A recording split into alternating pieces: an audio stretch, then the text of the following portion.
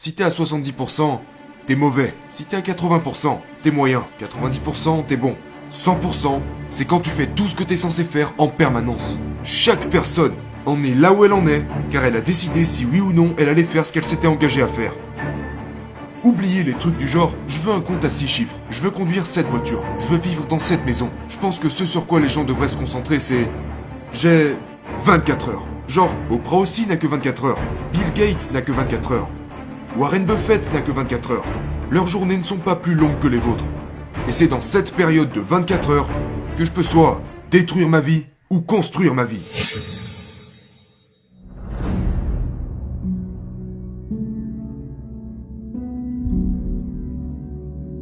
Pourquoi la responsabilité est-elle si importante pour vous et tellement d'autres personnes? Qu'est-ce que ça représente pour vous? J'ai entendu cette phrase de Dan Gilbert une fois qui disait « L'innovation est récompensée, l'exécution est vénérée ». Donc ce que j'ai appris de ce gars, c'est que votre argent se met à muter quand vous exécutez. J'ai réalisé que je n'avais pas la bonne notion du succès. Maintenant, je comprends que le succès, c'est le fait d'accomplir ce que vous dites que vous allez accomplir. C'est faire les choses que vous dites que vous comptez faire. Et soyons honnêtes, si vous deviez revenir en arrière et déterminer le pourcentage des choses que vous avez faites par rapport aux choses que vous avez dites, comment vous noteriez-vous? Si t'es à 70%, t'es mauvais. Si t'es à 80%, t'es moyen. 90%, t'es bon. 100%, c'est quand tu fais tout ce que t'es censé faire en permanence. Donc, quand j'ai commencé à regarder ma vie, j'ai réalisé, et je parle bien de ma vie, si je me dis que je vais m'entraîner 21 jours d'affilée, mais que personne ne le sait, si personne sait que je compte m'entraîner 21 jours d'affilée, je peux me défiler. Je peux m'arrêter avant, je peux sauter une séance, faire ci et ça. Mais si j'appelle quelqu'un et lui dis « Hey, je vais m'entraîner pendant 21 jours d'affilée, et j'ai besoin que tu t'assures que je le fasse », à partir de ce moment, mes séances d'entraînement n'auront absolument plus rien à voir avec le sport, plus rien à voir avec ma santé, plus rien à voir avec le fait que je prenne soin de mon corps, mais tout à voir avec le fait que je t'ai dit que j'allais le faire. Et je ne veux pas que tu m'appelles, que tu me demandes si je l'ai fait et que je sois obligé de te dire que je ne l'ai pas fait. Donc j'ai réalisé que chaque personne en est là où elle en est, car elle a décidé si oui ou non elle allait faire ce qu'elle s'était engagée à faire. Et pas seulement le faire, mais en combien de temps elle le fait, et avec quelle intensité. Je pense que si les gens sont confus, c'est parce que, tu sais, ils pensent d'abord au résultat. Et je ne dis pas que vous ne devez pas avoir d'objectif, mais vous devez travailler pour le travail.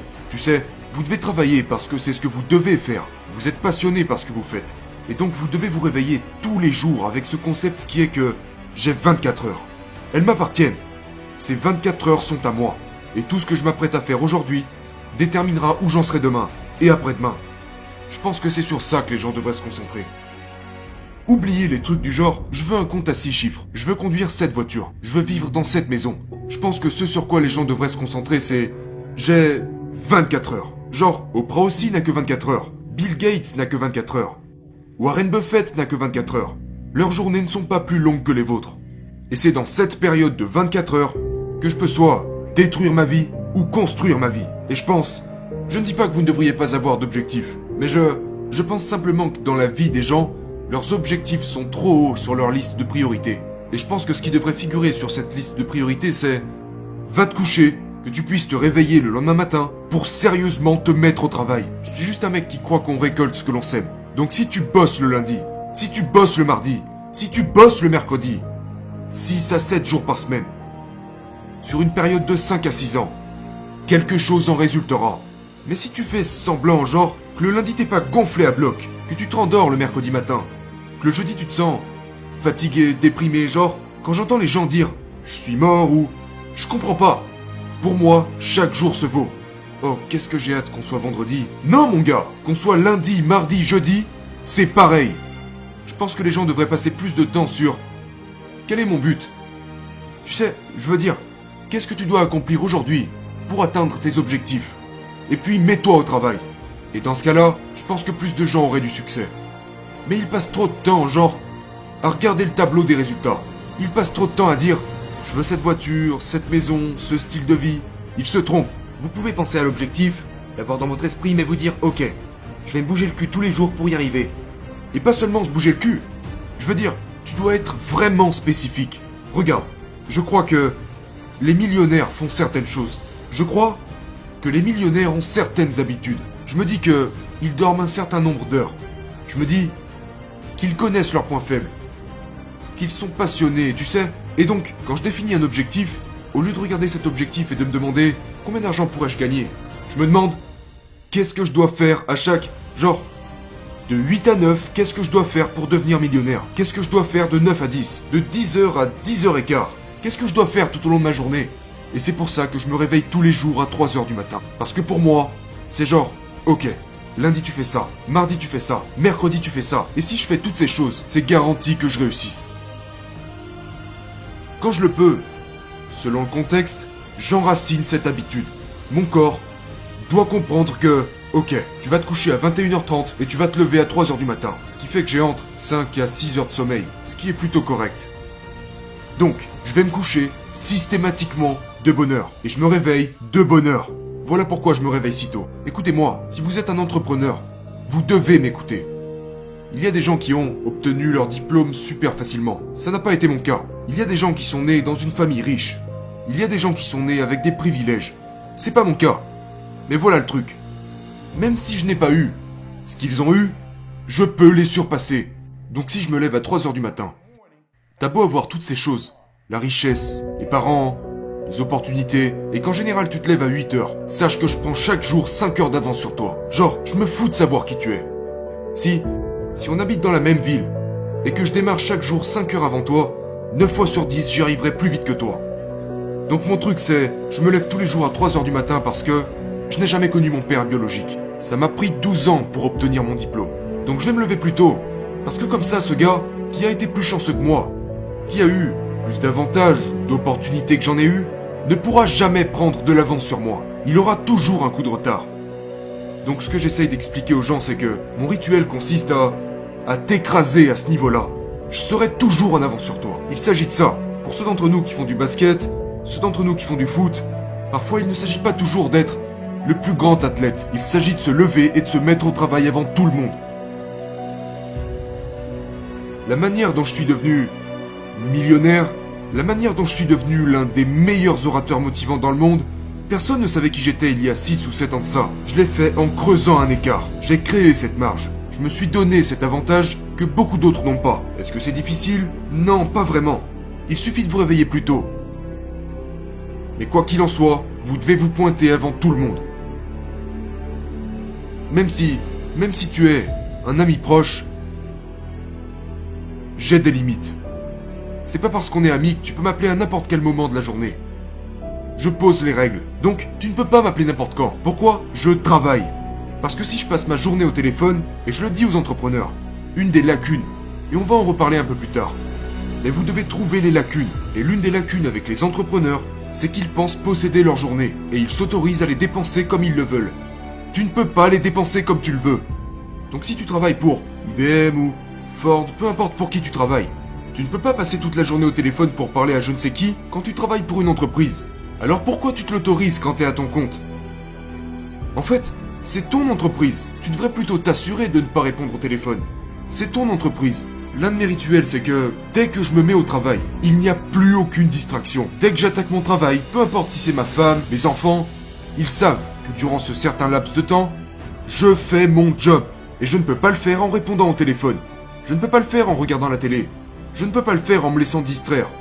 Et donc certains entrepreneurs se demandent pourquoi je ne gagne pas plus. Parce que tu es distrait. Tu n'as pas ces moments dans ta journée, que ce soit à 14h, à 16h, où tu es complètement déconnecté du monde entier. Pas de Twitter, pas de Facebook, pas d'Instagram, je crois que c'est celui qu'on préfère. Pas d'Instagram, rien de tout ça. Créez ces moments d'isolation, de solitude, où vous vous donnez une chance de penser, où vous vous donnez une chance de vous y mettre. Et quand vous vous y mettez, mettez-vous-y à 120%. Une partie de mon succès est due au fait que j'ai eu le courage de le dire. Et je ne partage pas mes objectifs seulement quand je suis sûr de pouvoir les atteindre. Je les partage pour que tu puisses me demander plus tard si j'y suis arrivé. Parce qu'une fois que les gens savent que j'ai l'intention de le faire, boum, je m'y mets. Et je ferai tout mon possible pour ne pas passer pour un menteur. Je ne laisserai pas les gens penser que je suis un rêveur. Donc si tu es un entrepreneur, je te mets au défi de sortir de l'ombre, de sortir de ta tanière, d'arrêter de te cacher quand personne ne sait ce que tu as l'intention de faire. Et je te mets au défi de réaliser tes rêves et tes objectifs en les partageant aux autres. Maintenant voilà l'autre partie qui, pour moi, est essentielle. Je pense toujours à ça. Si je n'exécute pas, à quel point cela va-t-il décevoir ma famille? À quel point cela va-t-il décevoir mes amis? Donc, si je me mets pas au travail, quel genre de Noël vais-je pouvoir offrir à mes enfants? J'ai payé la première année de faculté de mon fils cash pour qu'il puisse faire ses études. Vous ne pouvez pas payer comptant les frais de scolarité de vos enfants si vous ne vous mettez pas à l'œuvre, si vous n'y mettez pas de l'engagement. Pour que chacun de mes enfants ait sa propre voiture pour aller à l'école, vous ne pouvez pas acheter de voiture à vos enfants si vous ne vous mettez pas à l'exécution. Ma femme a une voiture. Elle va où elle veut. Elle travaille 12 heures par semaine. Elle peut faire toutes ces choses. Elle a été diagnostiquée il y a déjà 1 an et demi maintenant. Elle a une maladie au niveau du cerveau. Imagine si je n'étais pas un exécuteur, ma femme aurait encore à travailler 40 heures par semaine. Il y a des femmes atteintes de la même maladie que celle de ma femme qui doivent encore travailler 40 heures par semaine. Pourquoi? Parce que leurs maris sont des feignants. Donc elles doivent se lever et aller travailler, même si médicalement elles ne devraient pas. Elles doivent continuer de se lever et aller travailler. Ma femme n'a pas besoin de se lever et d'aller travailler. Elle travaille quand elle en a envie. Pourquoi? Parce que je fais le travail. Et j'ai remarqué que l'exécution dans les affaires est comme un cœur qui bat et qui te maintient en vie. Une fois qu'il s'arrête, une fois que tu t'arrêtes, c'est terminé pour toi. Si vous n'exécutez pas en tant qu'homme d'affaires, en tant qu'entrepreneur, c'est fini pour vous. Quand tu ne fais plus que parler, que tu passes des heures et des heures à parler de ce que tu comptes faire, tu passes des heures à visualiser. Regarde, je veux pas être irrespectueux, mais je pense que ça va te plaire. Je n'accepte plus aucune invitation pour le déjeuner. Pourquoi? Parce que j'ai réalisé que beaucoup de gens veulent déjeuner avec toi juste pour parler. Nous venons juste de passer 1 heure à parler. 30 minutes sur la route. Ça fait 2 heures durant lesquelles j'aurais pu gagner de l'argent à la place. J'aurais pu travailler à la place. Donc je ne suis pas contre le mentorat, je ne suis pas contre les rendez-vous. Mais trop de rendez-vous sur 10 sont juste une perte de temps. C'est du temps gâché. Du temps perdu. Et j'aimerais aussi dire que je vous garantis que cette année pourrait être la meilleure de toute votre vie si vous en faites plus. Et je ne dis pas que vous ne faites rien. Mais je dis que si vous consacrez 100% de votre temps au travail, vous rajouterez probablement un 0 de plus à vos revenus. Un 0 de plus à vos revenus juste en exécutant. En exécutant de sorte à réussir avant la date limite à laquelle vous vous êtes tenu et en exécutant avec excellence. Faites ces 3 choses et je vous garantis que vous passerez à un tout autre niveau.